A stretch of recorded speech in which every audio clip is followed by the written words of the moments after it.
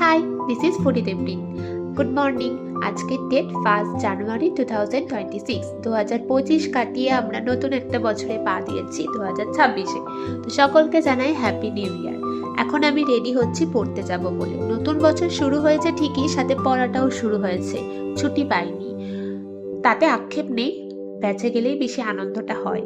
আর আমি খেয়ে গেছিলাম মালপোয়া। এর আগে গ্রিন টি খেয়েছি, আর এই মালপোয়াটা আমি নিজের হাতে বানিয়েছিলাম। খেতে কিন্তু ভালোই হয়েছিল।